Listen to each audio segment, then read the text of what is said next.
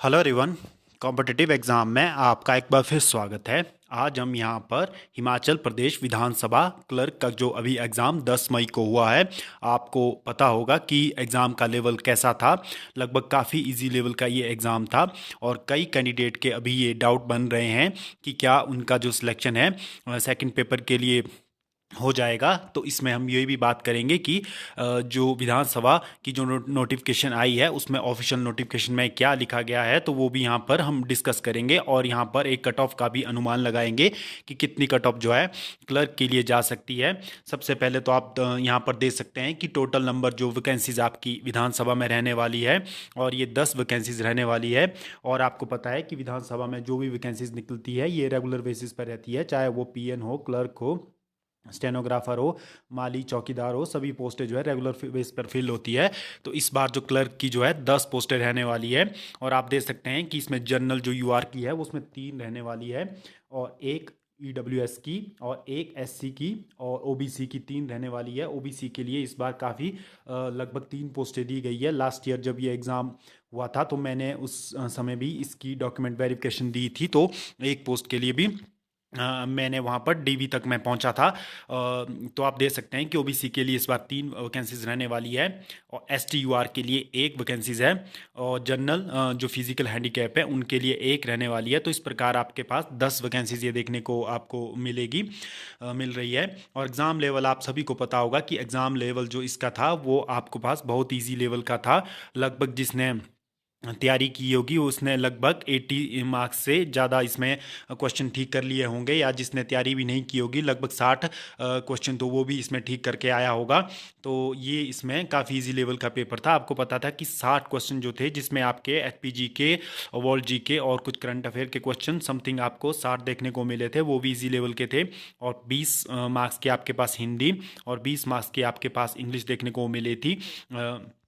तो इसके बाद जो है इसमें कैंडिडेट में ये डाउट बन रहा है, जो ऑफिशियल नोटिफिकेशन में कहा गया है कि candidate those who qualify the written test of paper 1 with 50% of the total marks will only be eligible for evaluation of paper 2। तो इसमें ये कहा गया है कि जो कैंडिडेट जो पेपर फर्स्ट होगा 50% मार्क्स से जो क्वालिफाई करेगा उसे पेपर 2 में, पेपर 2 का जो है उसका जो है इवेल्युएशन तभी होगी जब वो फर्स्ट पेपर में 50% मार्क्स लेकर आता है। अदरवाइज यदि आपके 50% मार्क्स जो है पेपर 1 में नहीं आते हैं तो आपको सेकंड पेपर के लिए एलिजिबल नहीं किया जाएगा। आपका जो सेकंड पेपर है वो जो है इवेलुएट नहीं किया जाएगा। तो सबसे बड़ी लास्ट ईयर जो क्लर्क की पोस्ट के लिए जो है एक पोस्ट के लिए 10 कैंडिडेट को विधानसभा द्वारा बुलाया गया था। इस साल जो है इन्होंने कंडीशन लगा के रखी है कि 50% से ज़्यादा जो भी कैंडिडेट मार्क्स ले रहे हैं, क्या पता उन्हें सभी मेंस एग्जामिनेशन के लिए यानी कि डिस्क्रिप्टिव पेपर के लिए बुलाया जाए। ये सबसे बड़ी अभी देखने वाली बात होगी कि विधानसभा वाले क्या करते हैं। तो एक मंथ के अंदर अंदर आपको इसका रिजल्ट देखने को जरूर मिल जाएगा। लास्ट ईयर भी लगभग इन्होंने 20-25 दिन में ये रिजल्ट था वो डिक्लेयर कर दिया था। तो आप देख सकते हैं कि ये आपका जो है अब सेकंड पेपर जो है जो आपका डिस्क्रिप्टिव होगा वो आपका मेन इसमें रहने वाला है। तो दोनों पेपरों की मेरिट मिला करके आपको टाइपिंग टेस्ट के लिए बुलाया जाएगा। तो ये इन्होंने कहा है। तो मैं आपको सेफ स्कोर की इसमें बात अब करता हूँ।